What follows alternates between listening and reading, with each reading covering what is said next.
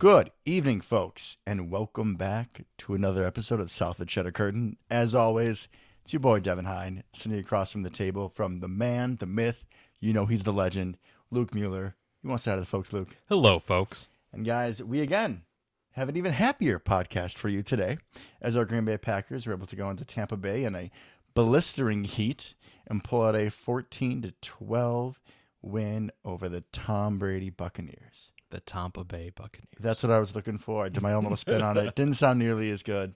But all right, let's sort of start off last week like this week. Sorry, let's start off this week like last week. Whew, it's a good start to the show.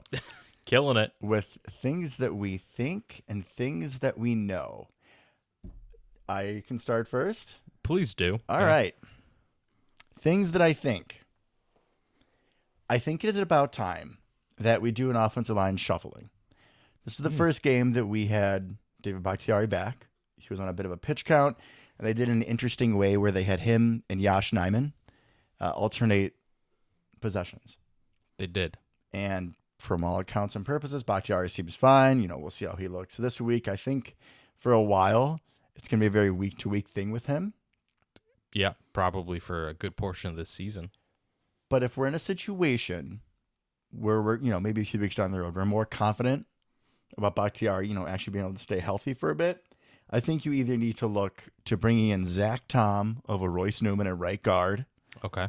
Or maybe trying Zach Tom at right tackle and moving Elton to guard, his more natural position. Where he's dominant. Or my other thought is you really need to start trying Yosh Nijman at right tackle, at least in practice. Apparently, he played right tackle in college. Yeah, we've talked about kind of the different sides can be challenging for people, and this has even been brought up for Yosh, that maybe he can't play right tackle. But yeah, he played right tackle in college. I'm sure he didn't forget. Yeah, and we didn't draft him, but we must have seen enough. You would think that he wasn't a terrible right tackle in college. You're not even making it as an undrafted free agent if you were a terrible tackle. So terrible right tackle. So I think we need to do a little shuffling here. The offensive line looked better, but I still think that we have not seen our best five out all at once. And I think part of the important part of that is we also have not seen our best five comfortable yet. Obviously, Bakhtiari and Jenkins have a ways to go until they're 100% back. Yeah, and truly playing like themselves. Yeah, correct. Even though they were back, Elton didn't look like Elton. And Bakhtiari was pretty good in his snaps. He was pretty good. Yeah, Jenkins got a pass protection was, I don't want to say rough, because I don't think it was rough. It was still much better than Royce Newman at right tackle. Correct. There's no ifs, ands, or buts. It was not up to our expected standard of a fully healthy Jenkins. But his run game, he's still a monster there. He's still a really big, strong dude. Yeah, completely fair analysis. All right, I guess that means it's my turn. Okay, that's enough stalling. So I think that Tyler Davis is going to annoy the crap out of you this season because he's going to continue to see the field and get a catch here or there and do a little some. Apparently he had 2 catches for 26. We were talking before the show that I don't remember Tyler Davis's is one catch he had for 23 yards. It was on a nice, I think it was play action. Yeah, I think it was one of those kind of the flats, and he ran after the catch. And he ran for 20 yards and ran confident. Happy with the production. It was a nice play. He didn't do anything bad. You still need to give me a few more weeks of consistent productivity and not the consistent negative plays for you to be out of my doghouse. But yes, I knew that I was going to have to atone for my words of earlier. Yeah, you texted me immediately upon that play, by the way. Immediately. And I know that you will continue to do that every time that he touches the football. Was there a bad word included in there for me being I'm sure. embarrassed? Yes. Yeah. Par for the course. Spot on. But I think that it's good to see him do something. I think you should at least give him credit if he doesn't do anything bad. I don't know how much he's going to be expected to really be a plus necessarily. I think what we saw from this game is probably optimistic of his production and his output, because most of the time when you hit the tight ends in the flat on one of those little rollouts, they don't get 20 yards. Right. But I think that's pretty much the play he's going to be utilized on. Well, he had 2 catches in this game. Yeah, the other one was 3 yards or whatever. The one, he was able to, he was kind of schemed open, right? So he was able to catch the ball, run with it, looked good, kind of an easy play. You expect him to make that. And I think that was like one of the few plays he had last season, something very similar, which is why, Packers, both GM, Gutekunst, and LaFleur were talking really high at Tyler Davis into the offseason. But then if you look at his second play, it's kind of also like the story of what Tyler Davis is going to be. It's one of those unfortunate third downs in the second half, which we're going to get to. And they hit Tyler Davis. It's like 3rd and 7. We hit him for 3 yards, and coverage is right there, and he's not going to make anybody miss, especially in that secondary. Yeah, just not going to happen. I think that's probably a little bit more of what we should expect. Yeah, this is hopefully a very telling game. If this is the Tyler Davis we get, I'm happy. You'll be out of the doghouse. We're cool, bro.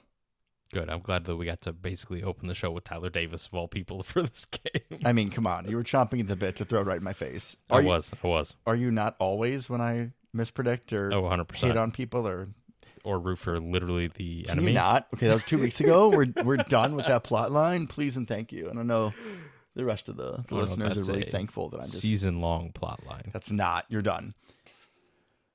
Oh, I had another one. Now it just escaped me. After throwing Tyler Davis at me, you kind of got me for a loop here. Curveball. Okay.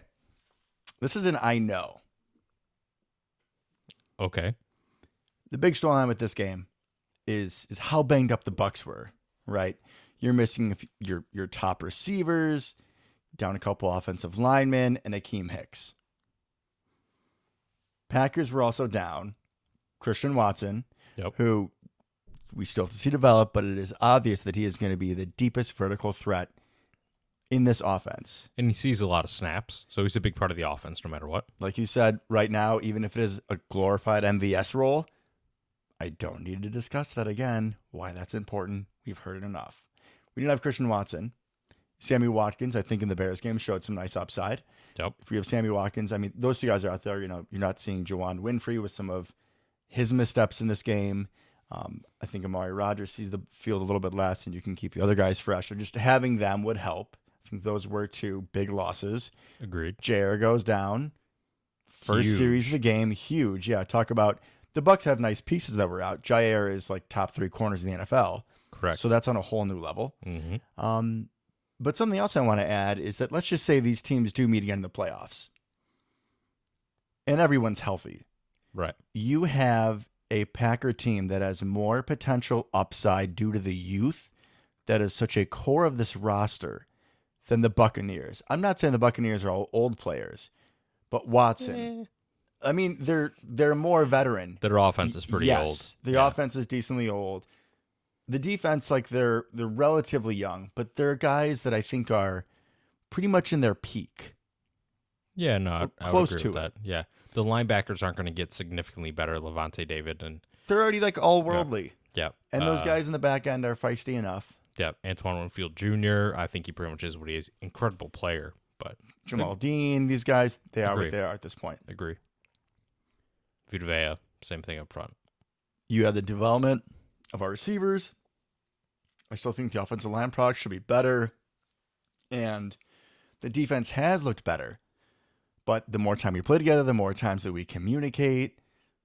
I mean, I think that you'll even see Devontae Wyatt play a little better. Quay Walker's already balling out of his mind. I think that we would still, like I said, we have a higher upside going into the playoffs. This Packer team can improve, like, if we're talking Madden, like overall, multiple points by the time the season's over, where I think the Buccaneers pretty much stay where they're at. I would agree with that, and I think some of that youth, at least in theory, leads to potentially being healthier coming down the stretch. If you look at, for instance, at the Buccaneers' 3 wideouts that were out, right? Mike Evans was out, shocking, right? Chris Godwin was out, shocking. Julio Jones was out with whatever he was out with, just being old. Yeah. Shocking, right? They're all injury prone. A lot of their star players are injury prone. Akeem Hicks, not exactly surprised he missed the game, right? Yeah. A lot of these old guys they're hurt all the time at this point. That's where they're at in their careers. Not saying Mike Evans and Chris Godwin are old, they're not, but They are injury prone. They've been injury prone their entire careers. Especially Godwin. And Mike Evans just happens to fight Marshawn Lattimore. Let's check the schedule. Let's hope the Buccaneers play the Saints, week what is it, 18 now? I can't even remember. Week 18, or maybe we should be rooting for the Saints to get in the wild card round. There we go. They can play the Bucks. Marshawn can throw some punches, get Mike Evans kicked out. Love it. All right. We'll keep that in the back of our pocket. So there. So that is the other NFC team I can sort of root for. Because I feel like I'm watching all these games and I'm like, I want all of you to lose. And it can't quite happen that way. I mean, I'm kind of rooting for the Lions at this point. Oh, yeah. Little brothers. Yeah, 100%. Yeah, they're making some strides. They are. Good for them. Okay, my I know. Or it could just be an I think. I just really had a strong feeling about that one. I got some of both, but some of these will bleed over into other things. I know, Devin, that we have an incredible set of gunners on special team now. I think Rudy Ford is a magnet. Like, he is incredible. I think he is a magnet and gets synced to whoever the punt returner is for that game. I don't know how he does it.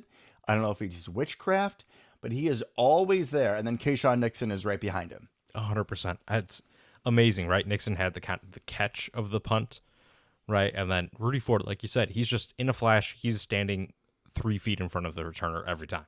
And is a good tackler, too. It's He not is. like some of these gunners, they get down there and they just like run right by him. It's like a comedy thing on like running on ice, and you just slide right by him. He's got the control, the agility to be in the right spot, but also set yourself up to make the tackle. Which is huge, right? Eliminating returns. Big problem we had last year. Big problem we've had for a couple years. I think 2 of our all-time favorites, Packers, excelled at this skill. Indeed, they did. Jeff Janis, of all people, and Jared Bush. And we're going to get more into Jared Bush and Nixon a little bit later. But, yeah, that were probably our last 2 gunners of this quality, I think. And they didn't play together, but last 2 times that there's been a noticeable skill, I guess, at being a gunner for the Packers. So I've loved it. I love seeing them just run down there, eliminating returners, making big plays, down and punts. I mean, I know they're great. And it's something that kind of in the offseason was not necessarily overlooked, but it's like, okay, great. Yeah, we're bringing these guys in. Cool, I get it. It's for special teams, but can they contribute on defense, right? That was the big thing, because supposedly that's why they were free agents, because they couldn't do it on defense. And we will get into that. But also, with Rudy Ford, we'll take him. I don't care yet. I mean, and hopefully he never has to play. We still don't care, but man, he's electric. He is. He's electric as a gunner, which is not something you say very often. Especially not Packer gunners. Yeah, I mean, we love Jared Bush, but he wasn't even that good. Rudy Ford, literally against the Buccaneers, was there every single time. Like, you got to start doubling him, and that's going to affect like how teams, like, it's going to affect how much they go for the block. How much they go for the block. Even if they do get a clean catch, is there anybody blocking for them? If you double Rudy Ford, or what are you doing with Nixon? Are you leaving him one-on-one? Are you trying to double him? Because then you have no block. You have no return set up at that point. Yeah, it makes a big difference. And I think we've already been tested. It kind of snuck by me until the Bears broadcast that the Bears DC was the the Bears special teams coordinator was a special teams coordinator for the 49ers. And, like, of course, his pressure packages and everything, and the boys held up perfectly fine. Feel really saw with Dallin Levitt being the personal protector, like our special teams quarterback back there. It's a lot of improvement. A lot of improvement. Which will go into my, I think. Oh, boy. I think I'm finding myself getting excited when Amari Rodgers doesn't call for a fair catch. Ooh. God, talking up Amari and Tyler Davis in the same show? You might want to stay away. I might have COVID. I don't know, bro. Something's wrong. Just kidding. I don't. No coughing. We're good. I appreciate the concern, though, guys. So, yeah. Amari Rodgers had, like, a 25, 30-yard return. Yeah, something like that. Which was called back from the running into the kicker. But he looked explosive, more elusive. I mean, he did still do his sort of, just run around guys, but he had some pop in him. He had an earlier return where he made a few guys miss. Yeah, I think he had 2 returns for 21 yards, the long being 14 yards. I will gladly take that. We'll take it. And the other one was knocked out by the penalty. So, yeah. So, stock trending up for Amari. Keep it up. Love that. What I did not love is late in the game when he I believe it was late in the game, where he decided to fair catch and he had oceans in front of him. Yeah, I did see that. Again, we are nitpicking as we do a little bit because I feel like this time last year it would be like he muffed a punt or he caught it and fumbled. Correct. Or so not his best, but overall still much happier with what we're seeing out of that young man. Okay. A lot of special teams here. I like it. I'm going to go with, I know that we need to put motion back in the offense. We have a lot to talk about this offense. Oh, I know. So that's kind of almost a teaser as we go into the offense. But, like, there literally has to be another player on the team that can run from one part of the formation to the other part of the formation and not get the ball just like Christian Watson did. They did use Amari 3 or 4 times at least on some jets where they didn't give it to him, but just used him, which I was happy about. That's all you need. Yeah, that's all you need. Just the Tyler Ervin. Felt like for most of the game, the only person in motion was DeGuara. Yeah, not great. No, not quite what we're going for here. All right, can I jump on the offense? Yeah, let's do it. Let's do it. Okay, so we have been asking, here's my first take. We have been asking, me, you, the rest of Packer Nation, for more pony, right? The famous, where we go gun, where we have Dylan on one side, Aaron Jones on the other. We want the pony. At least that's how we've been setting it up. There's obviously other ways you can do it. You can do, you can have Dylan next to him and Aaron Jones behind. Like, there's different ways you could have both of them on the field. Jones in the slot, Dylan at tight end, whole bunch of stuff. So we went pony 8 or 10 times this game. Yeah, a lot, really. But it felt like every single time it was the same play call, and the Bucs got it down really well by the second half. It's either the inside give or the pitch on the motion guy. Kind of like in the bubble. We ran a lot of like RPO with the bubble. And that's it. And the Buccaneers like clamped it down really well. They eventually on one of the key third down stops in the second half, it was again that same play. And Aaron Rodgers is reading like the defensive end on the outside linebacker, hoping that, they both kind of go one way, and they didn't. They knew it was coming. So one of them crashes down hard and kills Aaron Jones, which he handed it off to. But on the other side, they had 3 guys out there for the screen. And if that's thrown, that's picked. So a lot of pony, which we like in theory, but you need to be mixing it up more. And there were a few times that I just don't think Aaron made the right read, whether he should have tossed it or he should have given it. He did the opposite. Obviously, it's a lot easier to see, in foresight, or what am I trying to say? Hindsight. Thank you. Hindsight. Words are hard. But I agree. I think part of what we did not see was some of that creativity from the Bears game. It's like they forgot about it, right? So we had, specifically on the one touchdown pass to Aaron Jones, right? You have Jones in the slot. He comes in motion with Dylan as lead blocker. We didn't even do that. Pretty much every single time we were in pony was the 2 guys flanking Rodgers and then the give with the bubble. That was pretty much it. Mm-hmm. That's all we really ran. So I don't know if maybe they don't want to give it too much away yet, if they're going to use this game to kind of set up future. You have to set up future off this, or else we're just going to have dead plays. Yeah, it just doesn't seem to make sense because, what I was reading about was that our efficiency was super low on those plays. 2 yards per carry, I heard. Yeah, which is just... Or 2 yards per play. Doesn't matter if it was carry or dump, because a lot of those were just not going anywhere. Right. We have to also pause for a second, guys. Like, this is the best defense we are probably going to play all season. If Buffalo gets some of his pieces back, they could push. But this team, like, where do you attack them? In the middle, you have Vita Vea, who is an absolute freak of a defensive tackle. I would say the best in the NFL at this time. 2 all-worldly inside linebackers and a bunch of guys in the secondary who no one's outstanding, but they're all fast. They all run hard. Between them and the backers, you go outside, and they'll track you down just as easy. Right. Yeah, no, I agree. So it's kind of pick your poison, but it just did not seem to be a game plan that worked overly well. And I really felt the lack of Christian Watson running those motions and stretching the field, especially. Those 2 things, you could really feel the offense just was not up to snuff, right? But if we take a step back, let's kind of break it down a little bit, right? Because the beginning of the game, we were on fire. We looked amazing. We did. The offense was working.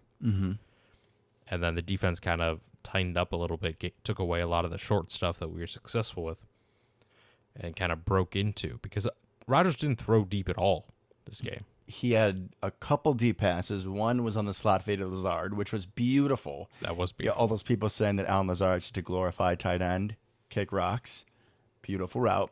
And then he had another one on a deep shot to Winfrey. I think it was a post, which 99 times out of 100, that is dead wide open. I heard today apparently him and another receiver ran into each other. It was Winfrey and Dobbs. Yeah. Winfrey and Dobbs hit each other crossing. Yeah, and Winfrey was about to come wide open. Didn't that happen in the preseason too? Yeah, We had another believe so. collision. I don't know if it was the same characters, but that's just bad. You can't have that happen. You can't. No. Thankfully, that play wasn't an interception. You know, a lot of those kind of deep balls across the middle, it can be if the wide receiver falls down, but that could have been an easy touchdown. 100%. 100% could have been an easy one. I think that we had some other standouts on offense, none of which were the running backs, unfortunately. But Romeo. He's the big one, isn't he? 8 for 8. 8 targets, 8 receptions, 73 yards. And he just looked crisp and confident. Yeah. You know, when we heard the comparisons from James Jones after the draft, he kind of compared all these guys to like former Packers. And for Dubs, I believe the comparison was Greg Jennings, and I thought that was a little overzealous. I can see it, though. I where it's see coming it from. now. I see it. Really good in slants, better with the ball in his hands, like on, reaction plays, making people miss than I would have thought. But he isn't playing scared out there, and Watson hasn't either. No, I agree. And I think what's interesting is that, a lot of the conversation, even when Flores brought it up, is Dubs to Devontae, right? Similar. But I think I see a little bit more Greg Jennings. I see more Greg Jennings. Because like on the screen that we ran to him, right, when he kind of did some stuff after the catch, Devontae's never really done that. That's not his thing. He's not super quick. He has extremely good footwork, but like he's not. Not like that. Like it's different. It's hard to describe, but it's different. It's a quickness and acceleration Devontae just didn't have in that spot. And Devontae really wasn't that much of a yards after catch guy. He would be, but not on designed plays to run with blockers. I would agree. That feels much closer to a Greg Jennings type of role, which is interesting and would be amazing for this offense. Yeah, I mean, he looked great, and we knew that he had to have more opportunities, just with the two of the guys being out. Right. But I mean, this man, he took that opportunity and he just flew with it. It was great to see. Also, great Rodgers trusting him with that slant, like right in the goal line, gets popped by 2 guys, holds on to the ball. Yeah, that was a hard catch. Beautiful. And there was another play where he Rodgers winged it in there, and Dubs had to snatch it. Mm-hmm. Kind of snatch that thing away from his body. Showed really strong hands at the point of the catch. Loved that. That was like, whoa. And you don't think much of it because it was like a 10-yard play or whatever it was. But you don't think much of it. You're like, that's a legitimate starting NFL receiver play. Like, that's a guy, right? That's something that you would see from some little bit higher echelon type receivers in this league. So that was really cool. I also want a little shout out to Randall Cobb. Turning back the clock a little bit. Randall Cobb on that, I think it was our first touchdown drive where he caught it like 3rd and 7. A little out route, catches it, zigs back to the middle, splits the gap on the defenders. Takes it 40. Yeah, man. Randall Cobb, he's playing with something. He is. I love it. And people keep saying that he's lacking, and we have as well. They just doesn't quite have the juice anymore. But We're wrong. Randall Cobb's still going to Randall Cobb and just come up and make some plays when it matters, because that is what God put Randall Cobb on this earth to do. And he's got Yeah. where when he does something, the whole team goes wild. Correct, because everyone loves Randall Cobb. Everyone loves Randall Cobb. I know we do. I was so happy and so excited for him. And he shows up when you need him to. Right? Yeah. If it's 3rd down, throw it to Randall Cobb. He's going to make something happen. Him and Lazard now, too, is becoming a very big 3rd down threat. They really are. You know who also shows up when you need him? Who? McHenry's own. Big Bob. Big Bob. I think it was, again, one of the first or second touchdown drives. We have a 3rd and long. The pocket crumbles. Rodgers is running for his life. You think he's just, one of those compressed sacks where he goes down and it's ugly. And Big Bob breaks away from his blocking assignment, just makes himself available. Rodgers dumps it to him. He gets, 12 in the first. And he just had a lot of those like dump off plays where it could go for 2 or 3, and he makes it 6 or 7, being the consistent, reliable target we've seen him as. I think as the season goes on, we'll try to hit him a little more vertical, right? Maybe when Watson and Watkins are back, we can spread things out a little bit more. You'd think that'd open it up a little bit, yeah. But, Big Bob is just getting back from the ACL, and for 6 and 37 and reliable, I'll take it. I was pretty happy with it. I completely agree. Obviously, I'm more than a little biased here, but Yeah, we know. I was really happy to see that he had 6 catches, right? That he got that involved. And a lot of that was dump offs, and a lot of it wasn't necessarily schemed up for him. And like you said, I hope that comes because that's when he had that breakout season, right? Where people would leave him wide open for touchdowns. Just wide open on his side of the field. And so a lot of that scheme, and so far we don't seem to be using him that way. Maybe some of that's some of the offensive line shuffling, having to chip. This defense is incredible, right? You have to use people in different ways. But that's definitely what I'm looking forward to. See if we can open it up a little bit for him. A little bit more seam stretcher than what we've seen so far. But great that we're getting him involved early. And like you said, he's just coming back from his ACL. He's only going to get closer and closer to what he was the more time passes at this point. So it takes time to come back to 100%, but he's already looking like a useful piece. Agreed. All right, now I want you to give Aaron Rodgers a grade, like a school grade, like A's, B's. Give me a grade for the game. Oof. Okay. Let's go. B minus. Okay. I'm gonna go B minus. It's one of those. It's like it was a 2-page test. Okay. It was a 2-page test. It's a 2-page test. First page. 100 out of 100. Dude stole the answers. Led should have been 3 touchdown drives. Should have been. Not his fault. Not his fault. Looking crisp, making good decisions, right? Second page of the test. We move on. It's like he got to the word problems and didn't know what to do. Partially, yes. Because I feel, and it's not all his fault. I mean, the teacher didn't cover some of the stuff that was on that part of the test. That's definitely what it felt like. Yeah. But he, maybe he could have figured something out, right? So I feel like the second half, especially at some point, but you needed him to do something, right? You're the back-to-back MVP, 4-time overall, one of the greatest quarterbacks of all time. We just need you to put a drive together. Mm-hmm. Like, I don't care how it happens. I get that you're facing one of the best defensive minds in the NFL right now. I get that you don't have some of your favorite guys on offense. But at any point in time in this game, we get another score. It could have been a field goal. The game goes a lot differently at the end. Mm-hmm. So I'm going to put a lot of that on him. Obviously, a lot of it's on the floor as well. Play calling was not great. It did not seem like we made adjustments to Tampa's adjustments. Especially with Pony, yeah. A lot of those second half drives were kind of wasted. Yeah, in those key 100%. situations because they just knew it was coming and defended it perfectly. And it seemed like they started playing a lot tighter to take away a lot of the quick slants and stuff we were doing off the RPOs. Mm-hmm. Which I think a lot of teams are going to see with how often we've been doing it. Like, we have to have outbreaking routes, or it's just going to be like if we're Some in the double gun, moves, just something. put someone right in the middle and great for the outside carry and deal with it.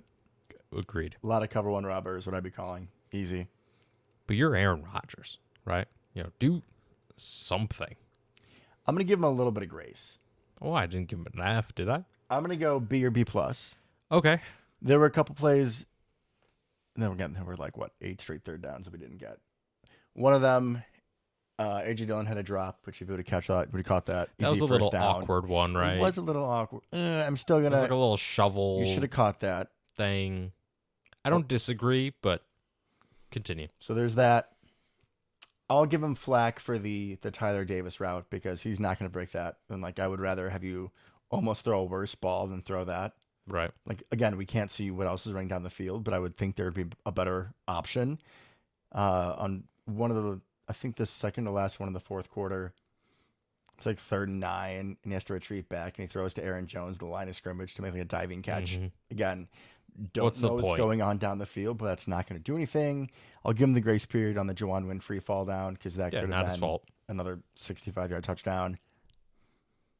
and he did miss Aaron Jones once really bad in the first half. Mm-hmm. So not peak Aaron, but he still made some hell of some throws in the first half. Did have the nice fade to Lazard in the fourth. I don't quite remember why that drive stalled. That it was probably RPO stuff. When in doubt, RPO stuff. RPO pony too much. Anything on offense, or you want to flip the page? I think I'm good outside of maybe just a second or two. We already touched on the offensive line, but great to get Bakhtiari back. He looked really good, I thought, overall. Josh looked good as well. Jenkins looking good at right tackle. Needs to get his feet under him a little bit more in pass pro, but in the run game still looks nice and strong. So, Josh Myers, don't love Jake Hansen coming in for him, honestly. Did Myers come back in? Do we know about his injury I don't know status? if he did, honestly. It could have been. Like, there were a lot of guys cramping in that heat. I'm hoping. So it was I'm going to go with a lot of that. A lot of that occurred, but I really like what I'm seeing from the offensive line. I think that these next couple of weeks they'll start to hit their stride, and that'll be great. And we have some pieces that we can move around if we do have any longer injuries like Myers. So, no, I think overall the offense did not do enough to win the game. I know we won the game, but they didn't quite do enough to win the game. And it's something we need to figure out going forward. We cannot be derailed so easily. And we've been in the past all the time. This is what happens, right? One thing goes bad, and the next thing you know, oh, well, we don't score the rest of the game. We fumbled. It was that fumble, and that's Yep. it. It was like, where have I seen this movie before? Literally every time we lose in a big game. Yeah, if we fumble, we're done. And Aaron Jones doesn't fumble. Also, Only against the Buccaneers. Also, can we just like throw a little bit of love to the play? So Aaron Jones just goes out in a little pass, and Yeah, it's like a little kind of angle route type of thing. Levante David or the other guy has him, and like has him like probably down, and then Vita Vea had dropped into coverage and is just like a 300-pound wrecking ball into the man's back. Vita Vea is like 340. I mean, how are you supposed to hold on to that ball? Just think about, usually if you're gonna be bracing for contact, Right? Like he's been hit by Vita Vea before, but you see him coming.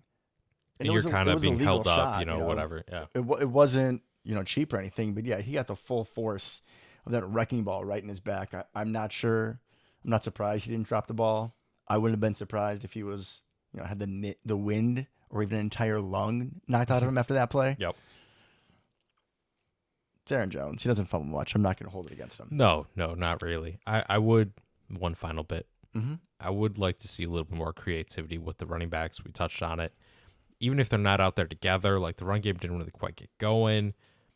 Maybe try to get them involved a little bit more in the pass game. We overall were not as creative with them as we have been the last couple weeks, specifically the Bears game, obviously. But didn't really do anything with Aaron Jones in pass routes outside of the little swing routes. Like, just do something, especially with Watson and Watkins out. I thought we'd get a little bit more creativity, and we just didn't. Just pony and RPO. Yep. Defense. Let's do it. I think with defense, you need to start with the kind of surprise of the game. We're so happy we have Jair Alexander back, and all of a sudden he disappears. Apparently he went out with a groin injury. And so one of these guys that we talk about so often on the show, these roster fringe bubble guys, and some people listen to our show, or maybe they wouldn't if they took this angle. Who cares about the Packers' fourth corner, or who cares about the Packers' third safety? Well, this is exactly why you care about who the Packers' fourth corner is. Because we're playing against Tom Brady, and damn well he was looking for Keyshawn Nixon all day. 100%. He was triggered in on him. Keyshawn Nixon led the team in tackles, had a forced fumble, had a pass breakup in the end zone that would have been a touchdown, and Darnell Savage was the safety over the top there, was not in proper position. He was close. He was on the screen, but if Nixon doesn't make that play, it's a touchdown. This game is much different. I already said he had the peanut punch. He had a couple third down tackles. Same with Rasul Douglas, where it's a little short route to the corpse of Cole Beasley or Scotty Miller or whoever it was. And in years past, we see these guys get blown by. Tight coverage, tackled him, got him down before the sticks.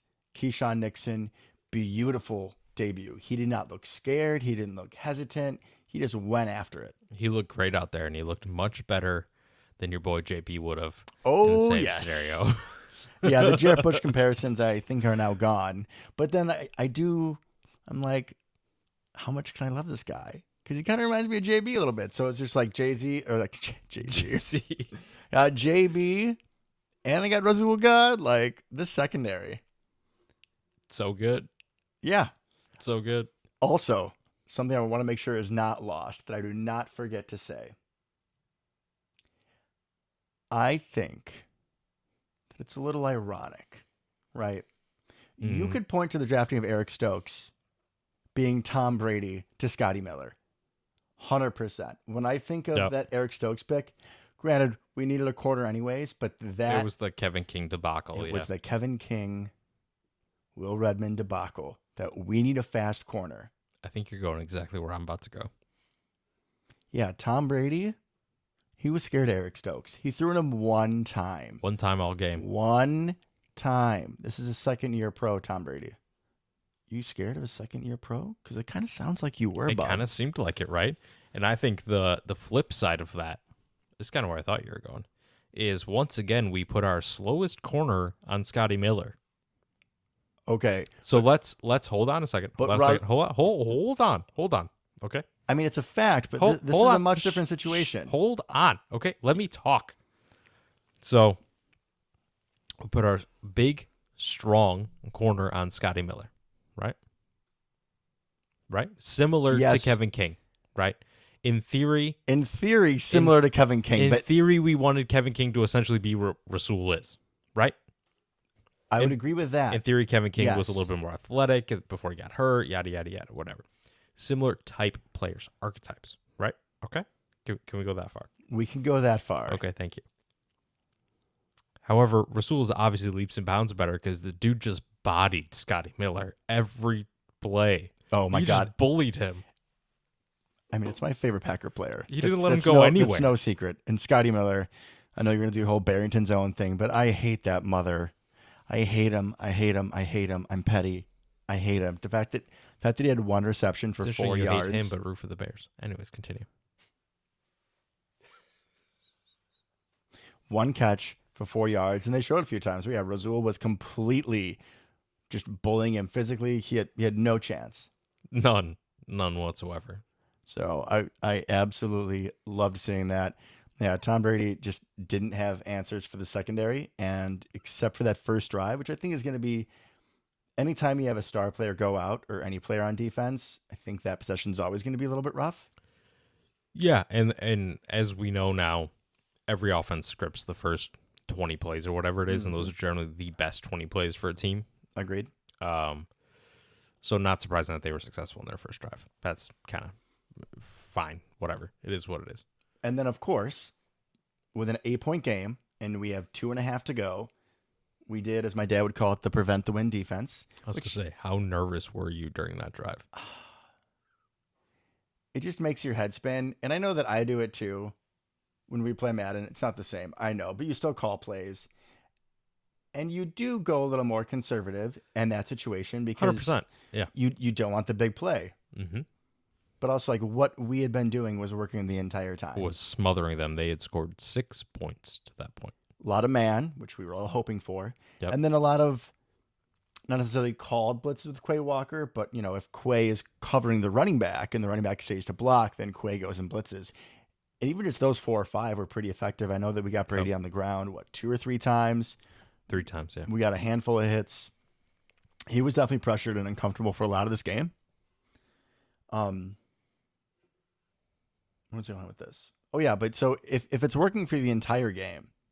Why not keep going? Especially when it's working to that extent. Yeah, and what is Brady going to do? If you sit back and zone, he's going to nickel and dime you. That's why I knew. He's literally made his career out of that. It's like by like the third play of that drive, I was like, all right, well, they're just going to keep on dumping it off to Leonard Fournette. He's going to get 12 yards because everyone's so far back off the line of Yeah, scrimmage. no one's even looking at Leonard Fournette. Yeah.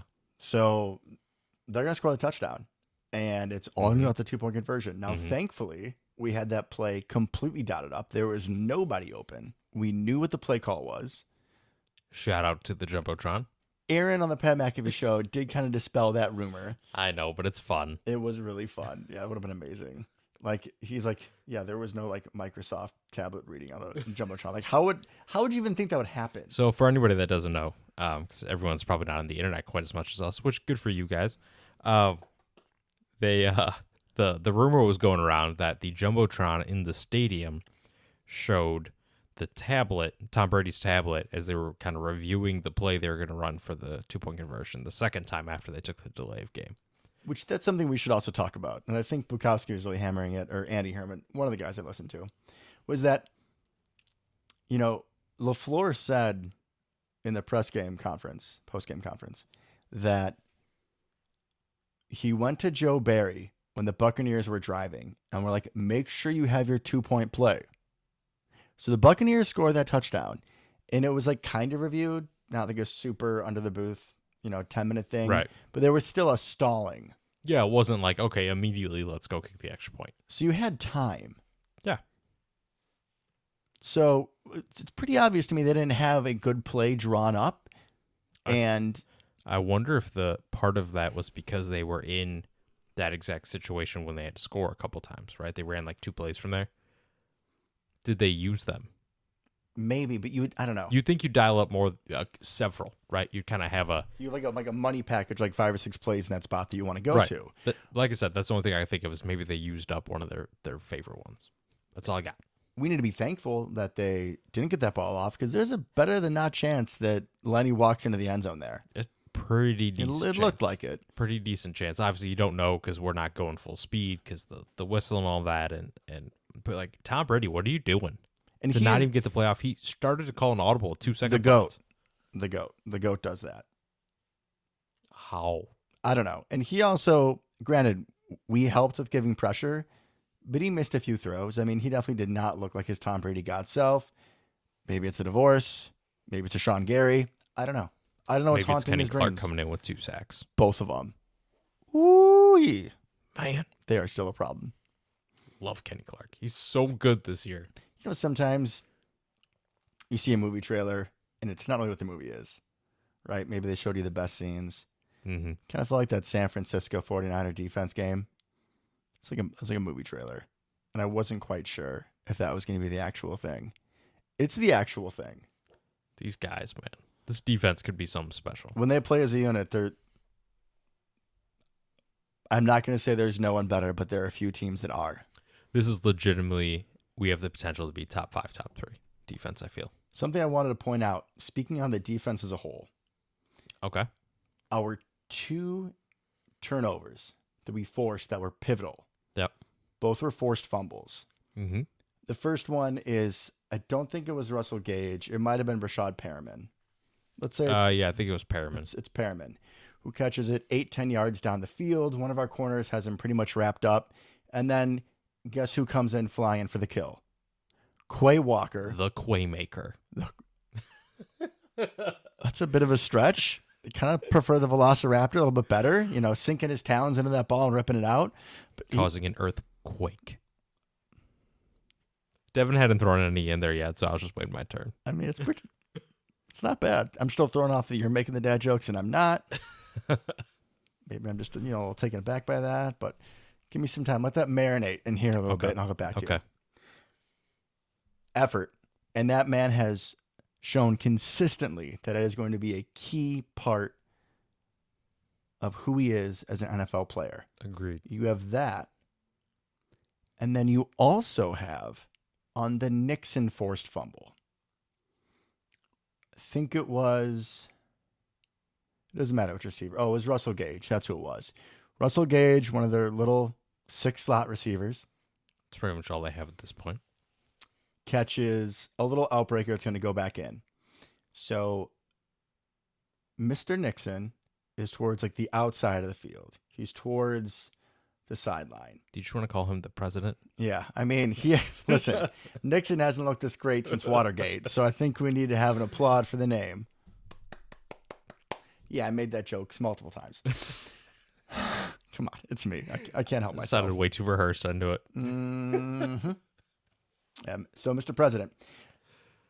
So when Mr. President turns in and looks at this receiver with the ball, you know what he also sees? He sees 3 Packers. It was Quay Walker. It was, Jonathan Garvin and somebody else. But they're all storming into the middle. Like they could potentially make that tackle. So Mr. President realizes that, adjusts his angle to kind of hit him, and he's either going to kind of push him into the middle towards the rest of the guys, or he really does. He does go for the peanut punch, right? Which isn't a very secure tackle, but he had faith by bumping him in. If he doesn't get the forced fumble, then there's going to be 3 guys to pick him up. Right. But then, oh, by the way, when he gets the ball loose, they're all there to recover. Freaking convoy. Yep. And that's something I think that we haven't seen in years past, where we'd have a lot of forced fumbles, or at least multiple that I can remember, that we weren't recovering because not everyone is hustling to the ball. I agree. Yeah. On this defense, nobody takes plays off, and nobody stops short of the whistle, which I cannot remember us having that in a long time. Yeah, we have a lot of athletes and we have a lot of hustle. Put those 2 things together, you have a really good defense. The tackling was 200% better. So much better. Over the So first much couple better. weeks. It's And Lenny beautiful. is hard to bring down. That is a large man. Too large to play running back, in my personal opinion, at this point in his life, but that's okay. He could still be playoff Lenny every once in a while, but he's a load, man. And we did not see him break a lot of tackles. No, he finished with 35 yards on the ground, 12 carries. So that's a 2.9 yard average. My favorite stat there's a long of 6. I was just going to say 6. That's it. That's the rest of them are probably 2 yards, Correct. maybe 2.5. But yeah, he didn't do shit. And That means this is it's someone consistently good run defense. This is someone who has killed us in the past. Mm-hmm. And also, if you think about his prototype, he's much bigger than Montgomery, but Montgomery was also like trucking us. He wasn't just Correct. shifting. So I was like, uh-oh. This could be a problem. We had some issues body tackling David Montgomery. This is a guy who's going to pose a slightly different threat, but you think that he could expose that in our run game. Similar. Yep. He didn't do shit. It was beautiful. All right. I think I'm pretty happy with our Buccaneer coverage. Is there anything else you wanted to get to? Shout out to O'Donnell, man. Love that Oh, part. yeah. Patty. O'Donnell. Love it. Yeah, he is a pot of gold of himself. He is. He absolutely is. Him mixed with our gunners, man, we got ourselves a punt team. Maybe we should just throw out one more thing. Okay. Just looking at these roster bubble signings. Mm-hmm. Nixon, O'Donnell, Ford. There was another one I had in mind that I'm blanking on now. Oh, Jerron Reed, who had one of the fumble recoveries. And Jerron Reed played his ass off and had a sack. Like these guys, this isn't like a big sexy free agent class like we've had, with like the Smiths and Billy Turner. Yep. But I think this is one of our best, like low key, under the radar free agent classes in terms of impact. I agree, and I think this is something Goody's good at, kind of that end of roster churn that really make sure that the bottom end of the roster is able to come up and make some plays for you. And contribute. Yeah, in some way, somehow. Not be the I can't remember his name now. Went to the Jags, linebacker that I hate so much. Ty Summers. Yeah, don't be Ty Summers. Don't be absolutely worthless where we don't want to see you on the field at all. Like that's not your point. You should be excited to see some aspect of their game, even if we don't want to see Rudy Ford lining up at strong safety. Which shout out to Amos for a real big bounce back game. His tackling was secure. He looked good. Also, quick little shout out to Savage, who looked better as well. Not amazing, but better. He had one of the fumble recoveries, and Campbell, we didn't even bring up the actual end of game play where he just pops that thing in the air, right? Kind of amazing he could do that after his 16 tackles. 14, but still, Jesus. Busy man. So he jumps up there, pops that thing up. But if you watch the replay, right? Savage had it. That ball was not getting through. That was incomplete. There's no way that was getting through. Savage had outstanding coverage on that play. I sometimes think he's a little bipolar with his mindset and the way that he plays. What we saw this Sunday was good Savage. Yeah. It was aggressive. It was instinctive. He had that play locked up. There was a pass interference that was called on him when he was covering, I believe it was Cameron Brate, on kind of an iffy call. But yeah. The way he went for the ball reminded me of when he was going to go up against, was it Jamar Chase in Cincinnati last year? And granted, people are going to say it's better if you make the tackle, but I like you going for the diving interception. I do. I appreciate the aggressiveness. Agreed. So it was nice to see him playing more confident, more instinctive. That's what we want. Bad Savage is when he's slow and he's thinking too much. Now, this guy is the king of being consistently inconsistent. Let's hope he can string some of these together. Completely agree. Overall, much better showing from the safeties, secondary overall. Defense as a whole, really excited to see what we can do kind of going forward here. And going forward, we go from Tom Brady's current team to Tom Brady's former team. Oh, would you look at that? Would you look at that? Look at that's written up so nicely. So we have the, I believe it's the 1-2 Patriots coming into town. Or are we going to them?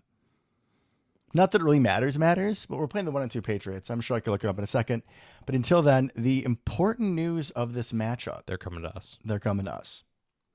Is the second-year quarterback, Mr. Mac Jones, for the Buccaneers. Here we go. Not yet. Get these teams real confused. Yeah, give him like 12 more years. The Patriots quarterback did something to his ankle on the very last play of the game when it was out of reach. So he's going to be out for at least 3 weeks, and I know we don't really care that it's 3 weeks. The important thing is it's 1 week. So he will be out. We will have the journeyman, Brian Hoyer. Oh, boy. Terrified. Yeah. If Mac Jones was playing, No. what I would say, this is a team that has good running backs. They have a nice 1-2 combo of Damian Harris, Ramondre Stevenson. Both quality. Yeah, one's averaging 4.6, one's averaging 5 yards per carry. Not the exact same, but, kind of comparable. A.J. Dillon, Aaron Jones, with Ramondre Stevenson kind of being, the big power back. I think, yeah. Okay, you gave me a look like I was completely wrong. And I was like, no. They also do have former Packer Ty Montgomery. He's on IR. Oh, wonderful. So I was going to say, I'm not going to say anything about him because then he'll go off and we'll lose by 30 points. No, you're good. We're good. Whew. All right. If Mac Jones is playing, I would have said this is a team that has the two good running backs. Yeah.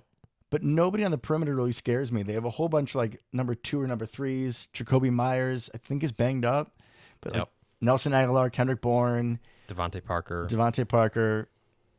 Who's always Lil Jordan Humphrey. Do they have him? They have Lil Jordan Humphrey. All right. Well, now I'm more scared. They have the 2 tight ends they signed a couple of years ago that they paid a lot of money to. Haven't really gone too much. Jonnu Smith and Hunter Henry. Which are both very quality players, and they just don't really do anything. That was a darling of yours. You loved Hunter Henry for like 3 years. I did. Well, he was great. He was. I liked him coming out of Arkansas. I liked when he was on the Chargers. Jonnu Smith is an ultra-athletic guy. I mean, in camp this year, coming into the season, they're talking about Jonnu Smith was going to be like part of their goal line back package, where he was going to be getting the ball near the goal line as a running back. I would not want to tackle him. No, and he's always been super athletic.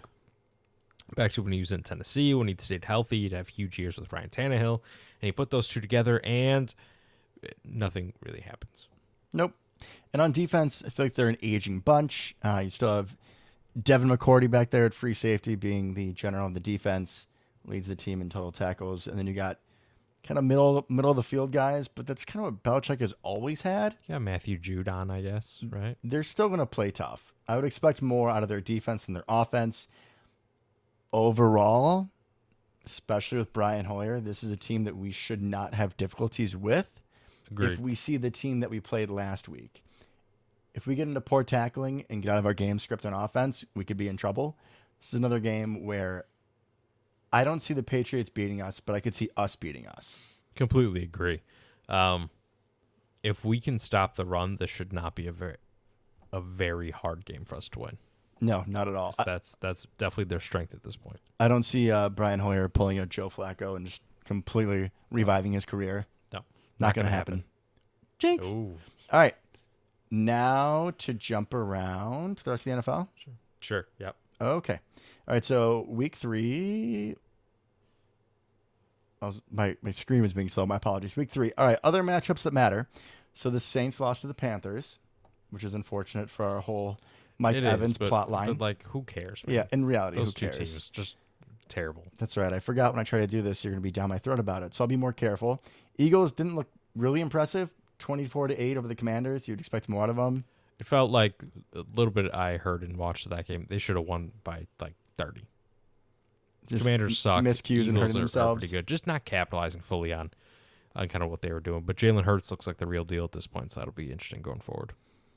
Yeah. Right now, if the season ended today, they would be the team I would at least want to play in the playoffs. 100%. The Bears beat the Texans, and Justin Fields looked absolutely awful. He's like getting worse while they win. It's a very odd thing. Yeah, Doesn't make any sense. I got nothing.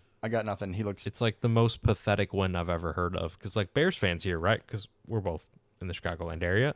Oh, that's why the show is South of Jeddah Curtain. Crazy. I'm glad you remember the name this time. Yeah, me too. Like they all hate him at this point. I feel like you can't. See, part of me doesn't want to blame him because he has such like shitty supporting cast around him. But yeah, man. And I was trying to talk up Bears fans after, like, hey, you guys won, like, be happy. And they're like, "Rrr." I'm like, okay. Hey, he's got one good receiver, a halfway decent tight end, and 2 good running backs. Hey, whoa. He's got 2 decent receivers. He's got he's got EQ out there. Don't forget. So just like it's not the cupboard is not completely bare. The offensive line is terrible. Anyways, that's a bad team, and it's kind of I think it's good that they win. I hope they win like 8 games this year. So they keep him. So they keep him and have a terrible draft pick. That would be nice. Yeah. We'll see. I mean, if he doesn't start improving drastically, I think they're drafting another quarterback. They got to let him throw the ball first to find out, right? Right? But when he's like 3 of 13, why would you let him throw the ball? Yeah, but then they never let him get more than like 13 passes, which is that's not going to work. When Khalil Herbert is running for like 11 for 150, though. Pretty solid strategy. True that. Yeah, I think I'd be dishing the rock to him a little bit more. But hey, that's just me. I'm just an international podcast host. He doesn't even start on his own team. Doesn't even start on his own team. Had to have a Devin go down. David. God, I am off today. My apologies, folks. All right. Let's keep the train rolling. Rams squeaked out of Arizona with a win, 20-12. Of course they do. Arizona's kind of terrible and can never beat the Rams. There you go. Summarize that game for you. Yeah, and hey, listen, the new Call of Duty is coming out in a few months. We all know Kyler Murray is going to be all up into that. I actually saw a pretty ridiculous stat line. Somebody went back and like was able to track his performance when a weekend like the Call of Duty game would have like a double XP. So for those at home, it's like you get like double the points. His passer rating is significantly worse when there's weekends of double XP. Hey, the man's got priorities. Yeah. They're not football, but he's got priorities. I hope he's much more clutch in Call of Duty than he is in the playoffs. I imagine he couldn't be worse. I would agree with that. All right. Other NFC games that matter. Bit of a laugher. The Sunday night game when San Francisco went to Denver. That was terrible. That hurt to watch. Well, it didn't hurt Dan Orlovsky. Dan Orlovsky is very happy that someone else did it. And you guys are like, Dan Orlovsky, who's that? So he's a guy who is one of the ESPN broadcasters. Yep. Was in the Lions, a couple of teams, like 6 or 8 years, solid NFL backup quarterback career. But he was thrust into action for the Lions. I believe the season they went 0-16. Yeah. And he very infamously was scrambling out of the pocket, like on his own 1 yard line, and was trying to evade Jared Allen. We can remember trying to run away from that guy. He's a scary dude. And he ran out of the back of the end zone for a safety. Apparently, he got back to the sideline, and Calvin Johnson and other guys were like hysterically laughing at him. So I can imagine. So Jimmy Garoppolo one's up, maybe even 2 ups, Dan Orlovsky. Yeah. By he runs out of the back of the end zone and throws a pick 6 at the exact same time. Like, that was impressive. If he didn't run out of the end zone, it would have been a pick 6. So honestly, running out of the end zone. Thank God he did. Yeah, was the best case scenario at that point. He threw it to like Nick Chubb or Bradley Chubb. I was gonna say wrong team, but I'm just gonna say like one of their names from now on. Oh yeah, that hurt to watch. And as a Jerry Jeudy, Cortland Sutton, and Russell Wilson fantasy owner across various leagues, not great, man. Russell Wilson is not good right now.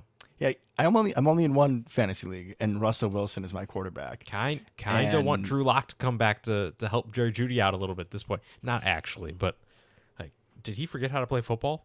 Like it kind of looks like it. I hate this man. I hated him. No, I don't like him. And I was giving him a chance. I was like, what are you doing? You have all these pieces. You got to hack it. You got to do something. And maybe it isn't Nathaniel who can't hack it. Maybe Russell can't hack it. Okay, moving on. Next game. Cowboys beat the Giants, so the Giants are no longer the worst undefeated team in NFL history. That's cool. Good for them. Shout out to Cooper Rush. Cooper Rush going to make a little quarterback controversy when he leads the Cowboys to be like 5-0. Cool. Probably not going to happen. We won't even go to AFC games because if not, you're just going to be like, Devin, those teams don't matter, so I won't. We can preview for next week a little bit. Shout out to Tua. The fighting Dolphins. We don't need to talk about that. Taking down the Bills. We don't need to talk about that. The Bills are basically playing with the practice squad at this point. Everybody's out. We've been there. I understand. No excuses. Whatever. Okay. Vikings go to the Saints. So hoping the Saints can pull out a dub there. That'll be an interesting game. There will be. They have some history. Seahawks go to Detroit. I'd probably pick Detroit in that game. Bears, Giants. No one really cares. I'm looking for a game with, playoff implications. Browns, Falcons, no. Commanders, Cowboys. Again, Cowboys I think are gonna Cooper win. Rush is going to win this one, yeah.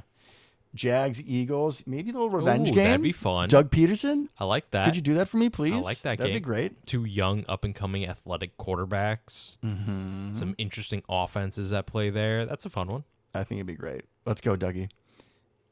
Chiefs, Bucks, Sunday night game. So Go Chiefs. go Marquez. Marquez almost got them in field goal range against the Colts. So how about that? Go Chiefs. Go Chiefs. And then Rams, Niners. Go injuries? Yeah, go injuries. 100%. Yeah, I think that's all I got. Yeah, I agree. I'm good. All right. So hopefully we don't beat ourselves and we can climb up to 3-1 and be feeling good. I expect that's where we'll be. Here's hoping they listen. Here's hoping they listen. And don't throw to Tyler Davis too much, please and thank you. But until next time, Go Pack, go. go Pack, go.